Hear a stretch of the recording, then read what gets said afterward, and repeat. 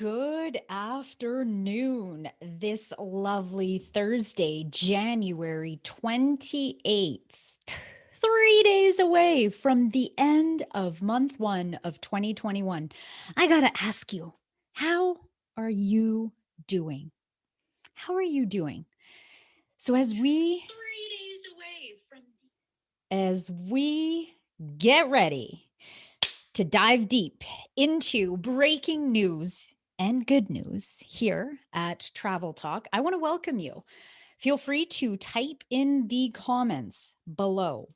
What is some pressing questions that you have when it comes to the travel and tourism industry?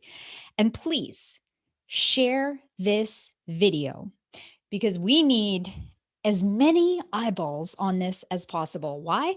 Because we need to inform humans. We need to engage our travel community, those who love traveling, those who can't wait to get back traveling. And more importantly, for our local community to get together.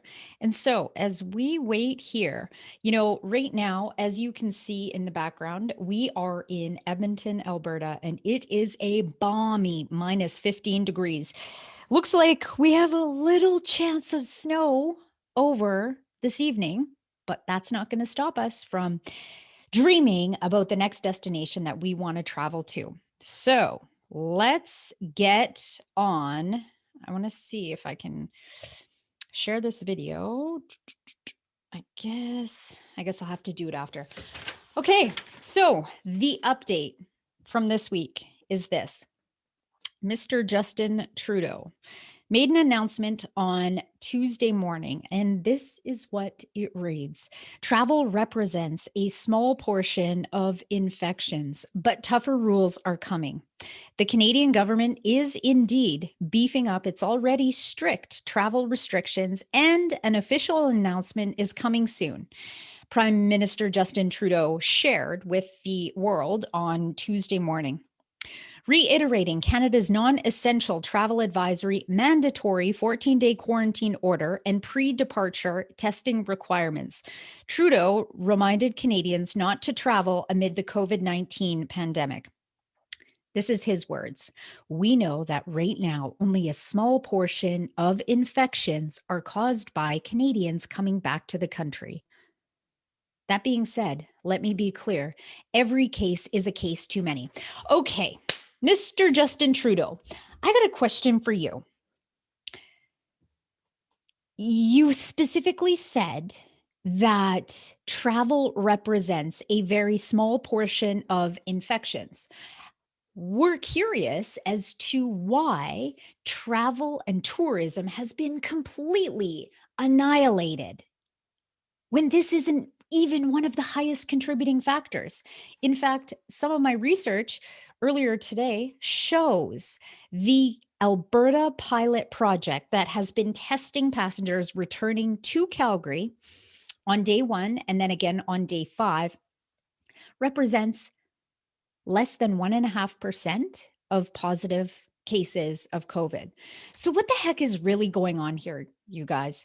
Here at Travel Chicks, we are committed to taking a stand for travel. Committed. We wouldn't be in this industry if we weren't. But these numbers just aren't making sense. And we want to invite you to start considering asking questions. What is really going on with all of this stuff? Because if we look back at data, in fact, Stats Canada, there was an article posted by Global News, and it states this: a person in Canada has better odds of dying from cardiovascular disease than from coronavirus.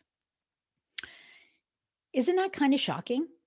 When you actually pull the numbers up from the WHO, when you pull the numbers up for our local province of Alberta, the numbers do not make sense. They don't make any sense. In fact, why don't we share our screen right now? Okay, so here we are looking at the current COVID statistics. Here in Alberta, we have 122,000 total cases. We have 1,600 deaths. Okay. Now let's take a look.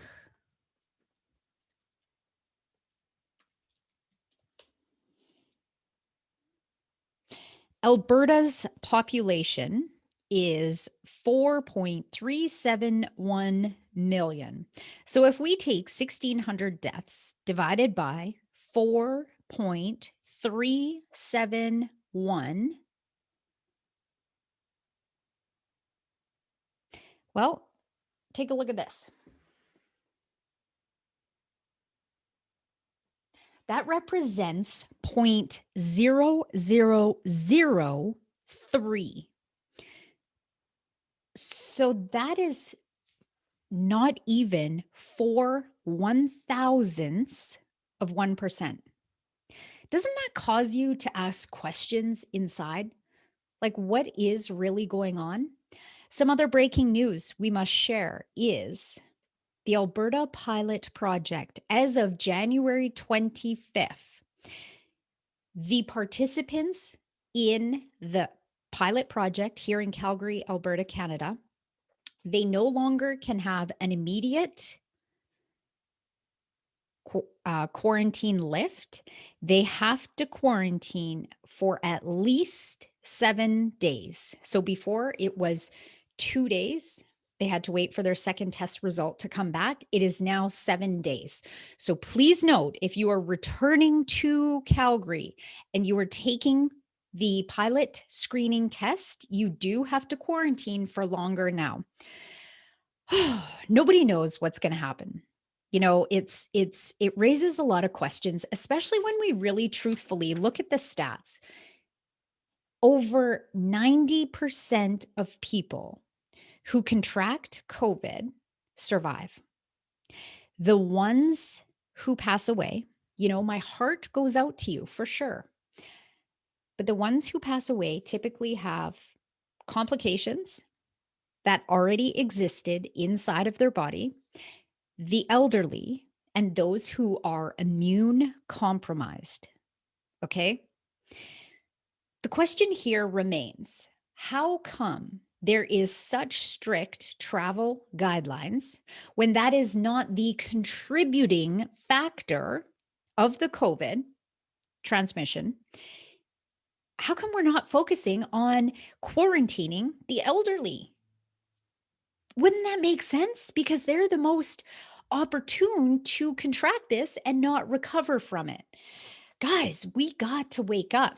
You know, some other research I took here was, isn't it interesting how supposedly the coronavirus came from China? China has been in full swing back to work since May, and we haven't heard anything about them on the news. There's something that's just not making sense here. And you got to start questioning it. You know, if you focus on your health, you eat the right foods, do your best at staying active and taking care of yourself, you're fine. You're fine. We cannot wait until the restrictions for travel are lifted. None of us have any idea of what's going on. But you know what we can do is we can come on here live to share the updated, most recent news with you, which, by the way, yesterday it came across my desk that Transat Airlines is going to cancel all of their winter programming and scheduled flights down south. So we know for Canadians, it is a hot thing to do, to head down to Mexico, to head down to Dominican Republic, to head down, you know, to one of the Caribbean destinations to get some sun, relax, and rejuvenate. Well, I'm sorry to say, my friends, Transat has sent out a press release yesterday stating that all their winter packages, flights, routes have been canceled. So I invite you to tune in every day. I'm going to try and come here usually around lunchtime. Share this with your friends. Ask questions in the comments below. And by the way, if you have not visited our website, travelchicks.ca, I want to invite you to do so and sign up for our newsletter. You you may want to sign up and get plugged in with our community. And the other thing is, on our website, you will also find at the top a COVID destination where you can get tested and all the upcoming places that have just announced. And as we continue on with these travel talks, we're going to be sharing what is the latest news and latest COVID testing, PCR, where you can get them so that you can make an informed decision when it comes to travel. Until then, please share this video. And again, ask any questions that you have below. And to conclude, I want to share a good, positive news story with you. So, my girlfriend, Randy Chase, who is one of the 95.5 FM country station here in local Alberta, she shared a story yesterday. And I wanted to share this with you because I believe we need to start hearing more good news and sharing positivity and kindness. So, listen to this. A couple of weeks ago, I saw an article posted on my good friend Breathridge Facebook page. I read it and was infuriated and sad. It was about how a family had to cancel a trip they were planning to Hawaii through the Make a Wish Foundation. But our MLAs and politicians were traveling without a care in the world. It really put into perspective. Braden is 9 years old and loves the beach. God, I love this child. I'm just reading this Instagram post here. So I reached out and found his mom, Leah, and Vinny and I had her on the show. We didn't know how. So they're talking about having this little boy on the show. They said we didn't know how or what we could do for this little boy during a pandemic, but we opened it up to the listeners for ideas. Listen to this, you guys. This is incredible. That's when Scott called from Terra Firma Resources in Eckville, Alberta. He said his company had a private aircraft and they would love to bring Braden and his family to the West Coast to BC so he could finally go to the ocean. Scott and Nicole, you are angels. I just want to say, number one, Randy, thank you for sharing this story. Number two, Scott from Terra Firma Resources. What a beautiful gesture in such a time as this. We need more people like this in the world. Yes, it can be doom and gloom. Yes, it can be hard to navigate. But at the end of the day, the more that we can spread love, joy, positivity, and good news, the more our spirits will be lifted. Okay, so there you have it. Melissa Mackey, CEO of Travel Chicks, and today's show, Travel Talk, where we will bring you local travel and tourism news straight to your computer inside your house or your office. Talk to you soon.